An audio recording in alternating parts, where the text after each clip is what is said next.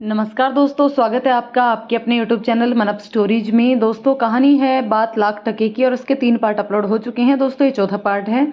सारे पार्ट जरूर पढ़िएगा क्योंकि कहानी बहुत ही इंटरेस्टिंग है। तो चलिए दोस्तों, कहानी के इस पार्ट को शुरू करते हैं। आप कहेंगे कि इससे पहले के पार्ट, तो इससे पहले के पार्ट पढ़ने के लिए आपको डिस्क्रिप्शन बॉक्स में प्लेलिस्ट का लिंक मिल जाएगा, वहाँ जाकर के आप बाकी के सारे पार्ट पढ़ लीजिएगा। तो चलिए कहानी के इस पार्ट को शुरू करते हैं।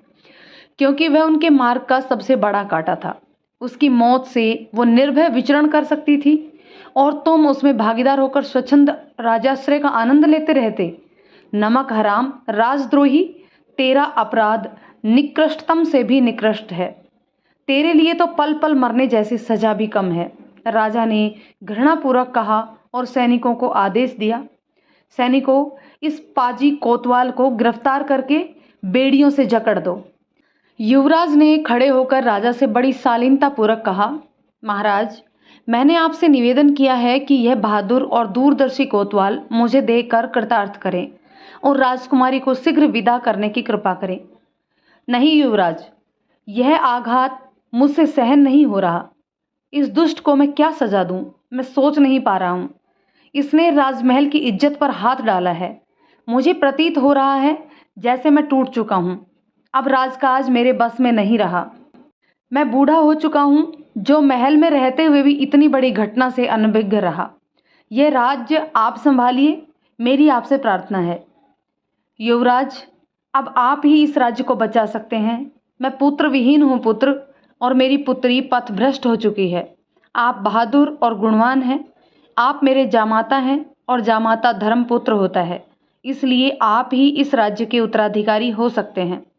आपका आदेश मानना मेरा धर्म है महाराज, किंतु इस समय एक विशेष उद्देश्य की पूर्ति के लिए मुझे आगे के पथ पर बढ़ना है। मैं बढ़ना चाहता हूँ तथा मैं आशा करता हूँ कि आप मुझे मेरे उद्देश्य की पूर्ति के लिए प्रोत्साहित करेंगे। मैं आपको विश्वास दिलाता हूँ महाराज, मैं शीघ्र ही आपकी सेवा में पुनः उपस्थित हो जाऊँगा, किंतु इस समय मुझे जाने की आज्ञा दीजिए। ठीक है, आप कुछ समय के लिए जा सकते हैं, लेकिन राज्याभिषेक के पश्चात जब तक आप लौट कर नहीं आते, मैं आपके राज्य की एक जागरूक प्रहरी की भांति देखभाल करूंगा। राजा ने हाथ जोड़कर युवराज का आग्रह मानकर उत्तर दिया। युवराज सूर्य प्रताप रघुवंशी का विधि विधान से राज्याभिषेक हुआ। युवराज सूर्य प्रताप रघुवंशी की जय जयकार हुई। राज्याभिषेक समारोह के पश्चात राजा सूर्य प्रताप रघुवंशी का दरबार नगर की सीमा पर जंगल में ही लगा, जिसमें कोतवाल के जघन्य अपराध के लिए मंत्रियों और दरबारियों से सजा निर्धारित करने के सुझाव मांगे गए। सभी ने एक एक करके सुझाव दिए। एक का सुझाव था कि अपराधी को सार्वजनिक स्थल पर फांसी दी जाए। अन्य का सुझाव था कि सार्वजनिक स्थल पर गड्ढा खोदकर अपराधी को कमर तक उसमें दबा दिया जाए तथा नगर के आते जाते सब लोग उसे 5-5 जूते मारे। किसी ने कहा कि कोतवाल को जंगल में पेड़ की डाल पर 2 गज की ऊंचाई पर बांध कर लटका दिया जाए, ताकि नरभक्षी उसे उछल उछल कर खाते रहें और अपराधी के भय और पीड़ा से तड़प तड़प कर प्राण निकले। किंतु राजा सूर्य प्रताप हिंसा के घोर विरोधी थे, इसलिए उन्होंने सजा का फैसला सुरक्षित रखते हुए उसे बेड़ियों में बांधकर साथ ले जाने का निर्णय किया। राजकुमारी को रानी की भांति सजा कर साथ लिया और सेना में कुछ और इजाफा करके सेना को कूच का आदेश दे दिया। एक विशाल सेना की अगुवाई करता हुआ राजा सूर्य प्रताप रघुवंशी हाथी के ओहदे पर 2-2 रानियों के साथ अपने मित्र के राज्य की ओर बढ़ चला। लश्कर में सैकड़ों हाथी, घोड़े और ऊंट और पैदल सैनिक गर्द का गुब्बार उड़ाते हुए चल रहे थे। दूर दूर तक के क्षेत्र में काली घटा उमड़ती सी प्रतीत हो रही थी। संध्या समय किसी तालाब के पास सेना का पड़ाव होता तो सुबह तक उस क्षेत्र में हरियाली गायब हो चुकी होती। सैकड़ों जानवरों के भोजन में आसपास के पेड़ पौधे सूखे ठूंठ समान नजर आने लगे। हजारों सैनिकों के भोजन की व्यवस्था में मनो घी की सुगंध दूर दूर तक पहुंच जाती थी। सप्ताह भर की यात्रा के पश्चात सूर्य प्रताप रघुवंशी का लश्कर अपने मित्र की सीमा पर पहुंचा तो वहां के गुप्तचरों ने राजा को सूचना दी कि किसी ने उनके राज्य पर हमला कर दिया है। राजा को चिंता हुई कि बैठे बिठाए यह क्या मुसीबत आन पड़ी। उसने अपने सेनापति को बुलाकर युद्ध की तैयारी करने का आदेश दिया। महाराज, हमारी सेना युद्ध के लिए तैयार है, किंतु हमला करने वाली सेना में सैनिकों की संख्या बहुत अधिक है। सैकड़ों हाथी, घोड़े, ऊंट सवार तथा हजारों पैदल सैनिक बताए गए हैं। तोपखाना तथा असला बारूद भी भारी मात्रा में होने की संभावना है। तीर तलवार का कुछ अंदाजा नहीं है। मेरे विचार में हमें संधि प्रस्ताव लेकर स्वयं आगे जाना चाहिए।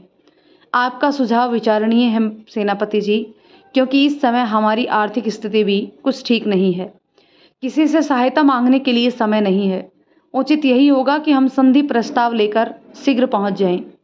संभव है हमें कुछ भूभाग और धनराशि देकर छुटकारा मिल जाए। बाद में इत्मीनान से आगे की योजना पर विचार किया जा सकता है। इस समय तो व्यर्थ के खून खराबे से बचने में ही भलाई नजर आती है। हाँ महाराज, मैंने कोषाध्यक्ष जी और महामंत्री जी से चर्चा की थी। उनका भी मत है कि इस समय संधि करने में ही हमारा लाभ है। हमारी सीमा पर पड़ाव डालने वाली सेना को आपको सूचना देने मैं स्वयं उपस्थित होने वाला था, किंतु आवश्यक जानकारी प्राप्त करने में कुछ विलंब हो गया। कोई बात नहीं, मुझे खुशी है कि मेरे मंत्री और सलाहकार कितने जागरूक हैं। राज्य पर संकट आते ही सब लोग सचेत हो गए और मुसीबत से निपटने का समाधान भी ढूंढ लिया। चलो, हमें देर नहीं करनी चाहिए, राजा ने उतावलेपन से कहा। महाराज, आपके साथ मैं, महामंत्री, कोषाध्यक्ष तथा 5 सैनिक चलेंगे। वैसे संभावना तो नहीं है, फिर भी एहतियात के लिए 5 सैनिक आपके साथ रहेंगे। चांदी के थाल में एक श्रीफल तथा शॉल ले लेंगे। आप बिना मुकुट नंगे पांव चलेंगे महाराज, और आपके हाथ में तलवार की बजाय सफ़ेद झंडा होगा, अर्थात आप पहले से ही सब तैयारी कर चुके हैं। मुझे गर्व है कि आप जैसे हितैषी मेरे साथ हैं। आप जैसे नीति निपुण, बहादुर और दूरदर्शी शुभचिंतक मेरे दरबार के अनमोल रत्न हैं। आपकी वजह से ही मैं सुख की नींद सोता हूँ। चलिए महाराज, अब अधिक विलंब करना ठीक नहीं है। ऐसा ना हो कि हम यह विचार करते ही रह जाएं और शत्रु हम पर हमला कर दें। 3 प्रमुख मंत्रियों और 5 सैनिकों के अष्टदल के साथ स्वयं 9 ग्रह संयोग बनाकर राजा सीमा पर संधि प्रस्ताव लेकर चला। वह रास्ते में सोचता जा रहा था कि आज से पहले ऐसी स्थिति का सामना कभी नहीं करना पड़ा था कि वह अपने बाहुबल का भरोसा छोड़कर सैनिकों के सहयोग से संधि प्रस्ताव लेकर किसी राजा के सम्मुख गिड़गिड़ाया हो। अपने बाहुबल से उसने अनेकों सूरमाओं को धूल चटाई है, किंतु समय का फेर है कि आज वह दूसरों पर निर्भर है। आखिर खैर, जैसी परिस्थिति है उसका निर्वहन तो करना ही पड़ेगा। जैसे ही नवग्रह दल सीमा पर पहुंचा, राजा सूर्य प्रताप रघुवंशी नंगे पांव अपने मित्र की ओर दौड़ा और उसे गले लगाकर प्रलाप करने लगा। मित्र, यह क्या सितम कर रहे हो? मैं मेरे अंतरंग मित्र से मिलने आया हूं और तुम नंगे सिर, नंगे पैर, सफेद झंडा हाथ में लेकर अपने मित्र का यह कैसा स्वागत कर रहे हो? मित्र, मैं तुम्हें मेरे आगमन की पूर्व सूचना न दे पाने के लिए शर्मिंदा हूँ। मेरी धृष्टता के लिए मुझे क्षमा कर दो मित्र, सूर्य प्रताप ने हाथ जोड़कर कहा। क्षमा प्रार्थी तो मैं हूँ मित्र, जो बिना पूर्व जानकारी तथा जांच पड़ताल के गुप्तचरों के कहने मात्र पर घबराकर संधि प्रस्ताव लेकर दौड़ पड़ा। इस प्रकार मेरा भयभीत होना और लाचार होकर सैनिकों का परामर्श मानकर बिना विचार किए निर्णय लेना संभवतः मेरा पराभव का घोतक है। मुझे मेरी शक्ति छिन्न हो जाने का भी आभास हो रहा है। क्या मैं बूढ़ा हो गया हूँ मित्र? नहीं मित्र, ना तो तुम बूढ़े हुए हो और ना ही शक्तिहीन। आज भी तुम्हारी बलिष्ठ भुजाओं में हाथी जैसा बल और चीते जैसी स्फूर्ति विद्यमान है। तुम अकारण ही किसी गलत धारणा से परेशान हो गए हो। खैर, जो हुआ उसे दुष्पन्न समझकर भूल जाओ मित्र। कैसे भूल जाऊं मित्र? राजा यदि परिस्थिति का सही आकलन ना कर सके तो वह किसी भी क्षण धोखा खा सकता है। दुश्मन तो दुश्मन अपने भी किसी क्षण बड़ा आघात पहुंचा सकते हैं। मैं इस विषय पर तुमसे विस्तार से चर्चा करना चाहता हूं। चलो, महल में आराम से बैठकर बात करेंगे। और मित्र, यह लाव लश्कर सब कैसे और कहां से जीत कर लाए हो?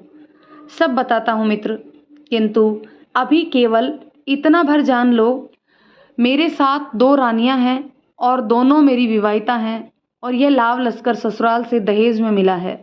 मैं शीघ्र ही पुणे लौट कर आऊँगा, तब सब विस्तार से बताऊँगा। नहीं मित्र, मेरी इतनी जिज्ञासा बढ़ाकर तुम ऐसे जा नहीं सकते। एक बार तो मेरे साथ महल में चलना ही पड़ेगा, और आज की रात तुम मेरे मित्र ही नहीं, विशिष्ट मेहमान बनकर रहोगे। मुझे मेरी भाभियों के सत्कार से वंचित करके मित्र तुम बिल्कुल भी नहीं जा सकते। कल प्रातःकाल मैं तुम्हें सहर्ष विदा कर दूंगा। राजा सूर्य प्रताप रघुवंशी अपनी दोनों रानियों के साथ मित्र के महल में पहुंचे। मित्र की रानी ने उनका हार्दिक स्वागत किया और मेहमानों के लिए एक से एक स्वादिष्ट व्यंजन बनवाए और बड़ी आत्मीयता से उन्हें भोजन करवाया। रात भर रानियों में बातें होती रही और उधर सूर्य प्रताप का मित्र उसकी नागदेव रानी और ससुराल की कहानी सुनने में सोना ही भूल गया। सूर्य प्रताप की समझ बूझ और बहादुरी से वह इतना प्रभावित हुआ कि वह अपना राज्य भी उसकी देखरेख में संचालित करने का आग्रह करने लगा। किंतु राजा सूर्य प्रताप मित्र की हर प्रकार से सहायता को तो तैयार हो गया, लेकिन मित्र के राज्य पर शासन को राजी नहीं हुआ। दोनों मित्र रात भर अपनी अपनी कहानी सुनाते रहे। कभी वे किसी प्रसंग पर क्रोधित हो उठते और उनकी भुजाएं फड़फड़ाने लगती, तो कभी अन्य प्रसंग पर अत्यंत भावुक और विहल हो जाते। उनके बीच अनेकों नीतिगत चर्चाएं भी हुई तथा एक दूसरे के प्रति अपने स्नेह, समर्पण और त्याग बलिदान की प्रतिज्ञा की। सुबह सवेरे दोनों मित्र प्रातः भ्रमण के लिए बाग में पहुंचे तो पेड़ों पर चहचहाते पक्षियों की कर्णप्रिय मधुर वाणी से मन प्रफुल्लित हो गया। मानो वीणा वादिनी के सितार की झंकार ने प्रकृति के कण कण में रस भर दिया हो। पेड़ों और झाड़ियों के नीचे हल्का हरा नीला प्रकाश मखमली हरी घास पर विशाल कालीन की तरह फैला हुआ था, जिसमें यहाँ वहाँ चमकते जुगनू प्रकृति द्वारा हीरे जड़े होने का भ्रम पैदा करते थे। शीतल सुगंधित समीर के स्पर्श से समस्त शरीर रोमांचित हो उठा था। राजा सूर्य प्रताप रघुवंशी ने अपने मित्र के साथ दिल भरकर प्रकृति के अलौकिक सौंदर्य का रसपान किया। उसकी आत्मा तृप्त हो गई। सांसारिक उलझनों के कारण वह कभी जंगलों, कभी वीरानों और कभी महलों में भटकता रहा था। प्रकृति के बीच रहते हुए भी वह उसका मनमोहक स्वरूप देख नहीं पाया। उसे प्रतीत हुआ जैसे वह आज ही इस सुंदर संसार में आया है, जहाँ सौंदर्य है, जीवन है, खुशी है, उल्लास है, प्रेम है, जीने की लालसा है। इस दुनिया में बहुत दुख है, किंतु उतना ही सुख तथा आनंद भी है। वह प्रफुल्लित मन से अपने मित्र के साथ महल में लौट आया। पंचक्रम आदि से निवृत्त होकर राजा सूर्य प्रताप रघुवंशी ने ईश्वर की पूजा अर्चना की और भोजन के पश्चात मित्र से विदा लेकर अपनी मंजिल पर अग्रसर हो गया। सबसे आगे घुड़सवार दस्ता चल रहा था। उसके पीछे राजा का हाथी बड़े बड़े घंटों की झनकार के साथ झूमता हुआ पैदल सैनिकों के दल के बीच चल रहा था। राजा के हाथी पर बड़ा होदा था, जिसमें मखमली गद्दे बिछे थे और ऊपर बड़ा छत्र तना हुआ था। राजा अपनी दोनों रानियों के साथ चुहलबाजी में व्यस्त था। उसके पीछे हाथियों का झुंड, घुड़सवार, ऊंट दल और पैदल सेना हर हर महादेव के जयघोष के साथ धूल का गुबार उड़ाते हुए वातावरण को गुंजायमान कर रहे थे। सैकड़ों बड़े बड़े जानवरों की चिंगाड़, हिनहिनाहट तथा हजारों सैनिकों के जयघोष से मीलों तक के गांव नगरों में हड़कंप मचा हुआ था। सभी भयभीत और चिंतातुर जान पड़ रहे थे। सभी को किसी बड़े राजा की विशाल सेना द्वारा उन पर हमला किए जाने का भय सता रहा था। सेना के मार्ग में आने वाले राजा अपने मंत्रियों के साथ भेंट सामग्री लेकर नगर की सीमा पर खड़े मिलते। कारवां चुपचाप गुजर जाने के पश्चात वे चैन की सांस ले पाते थे। राजा सूर्य प्रताप रघुवंशी की सेना को आदेश था कि वे मार्ग में कहीं भी जोर जबरदस्ती अथवा लूटपाट का प्रयास ना करें। राजा सूर्य प्रताप रघुवंशी का कारवां उस घने जंगल से भी गुजरा जहां भालू ने उस पर प्रहार किया था, किंतु इस समय तो जंगल और जंगल के खूंखार निवासी स्वयं ही भयभीत होकर जान बचाने के लिए इधर उधर छिपे हुए थे। विशाल सेना के गुजरने से जंगल में भूचाल सा आ गया था। छोटे बड़ी सभी जीव सघन पेड़ों और झाड़ियों की शरण ले रहे थे। कई दिनों की यात्रा और विभिन्न पड़ावों के पश्चात राजा सूर्य प्रताप रघुवंशी की विशाल सेना उनकी बहन के ससुराल पहुंची। सीमा पर पहुंचकर राजा ने अपनी बहन को संदेश भिजवाया कि उनका बड़ा भाई उनसे मिलने के लिए आया है। यदि वे मिलना चाहें तो नगर की सीमा पर आकर मिल सकते हैं।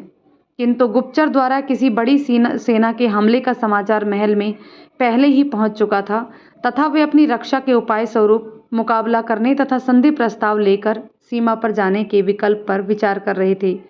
तभी राजा सूर्य प्रताप रघुवंशी का संदेश लेकर 2 सैनिक पहुंचे। राजा तथा रानी समाचार पाकर भय मुक्त हुए। मेरा भाई कैसा है सैनिक? रानी ने पूछा। रानी जी, राजा सूर्य प्रताप रघुवंशी अपनी दोनों रानियों के साथ बिल्कुल स्वस्थ और कुशल हैं।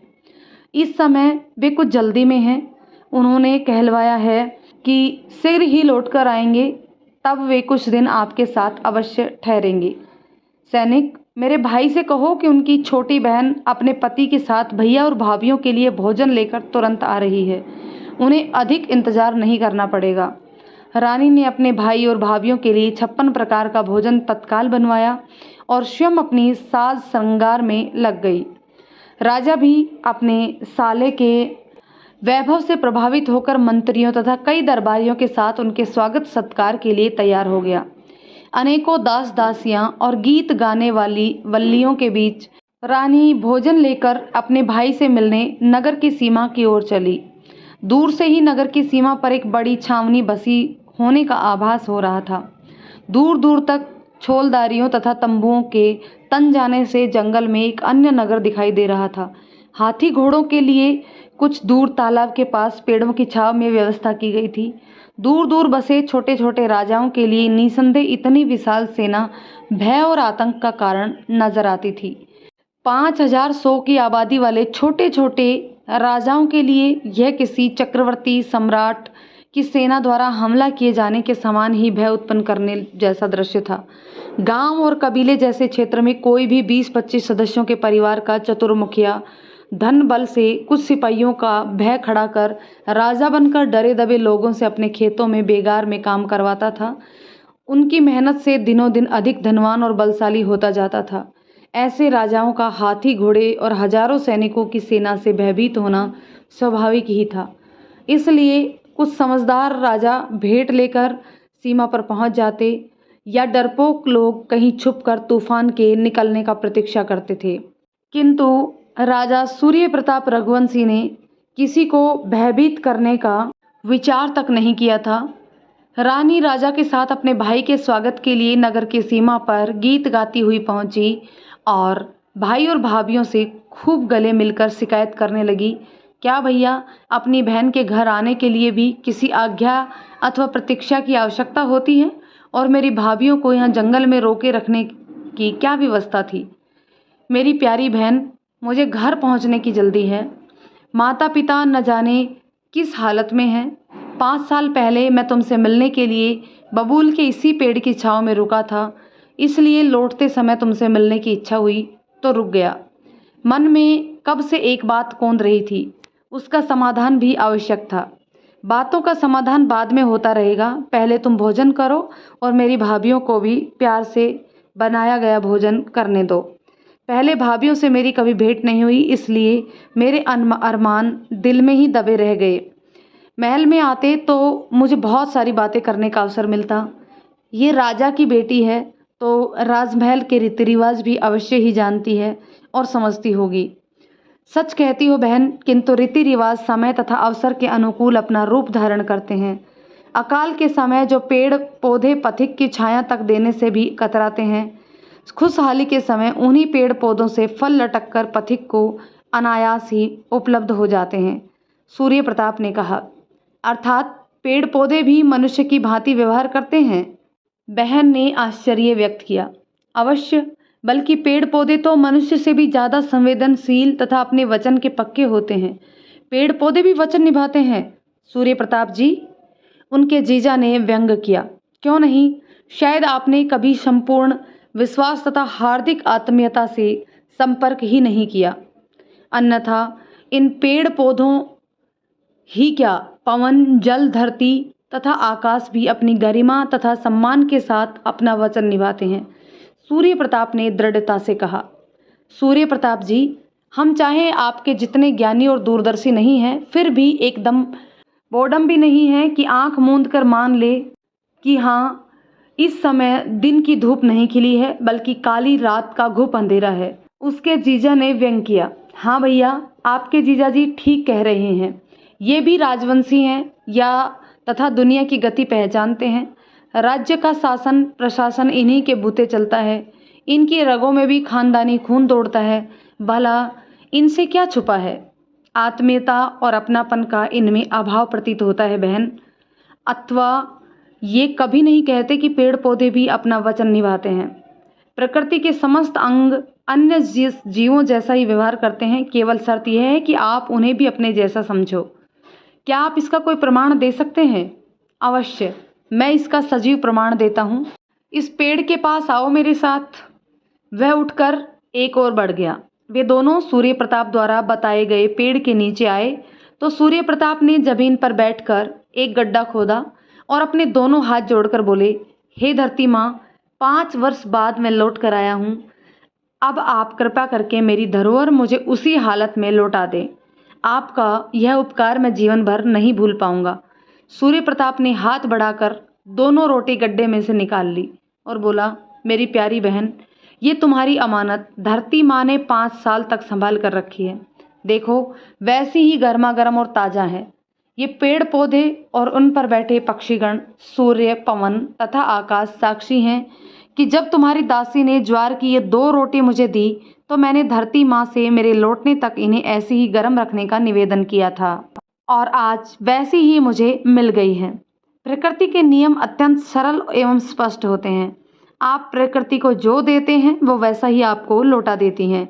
यदि आप प्रगति का मार्ग चुनकर प्रकृति के कार्यों में सहयोग करते हैं तो आपको एक के बदले हजारों लाखों गुना प्राप्त होता है, तथा यदि आप विनाश का मार्ग अपना कर प्रकृति के कामों में व्यवधान उत्पन्न करते हैं तो प्रकृति आपके समूल नाश का प्रबंध कर देती है।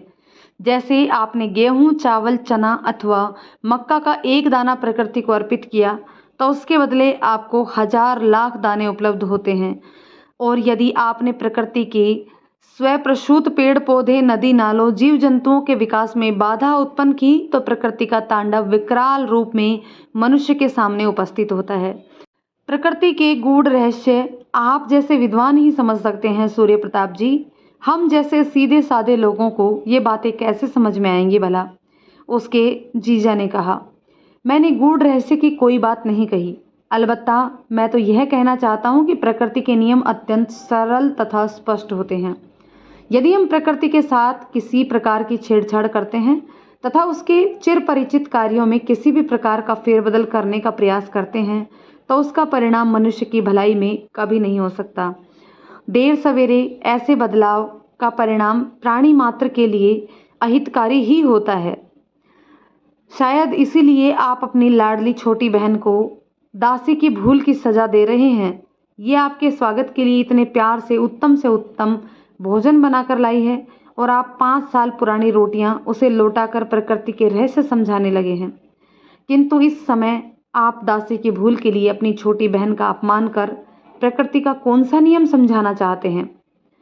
उसके जीजा ने खिंचते हुए कहा, उस समय मैं फकीर से भी बुरी हालत में था और मैं केवल यही जानना चाहता था कि बुरे दिनों में भी क्या मेरी बहन मुझे वैसा ही प्यार और आदर दे पाएगी।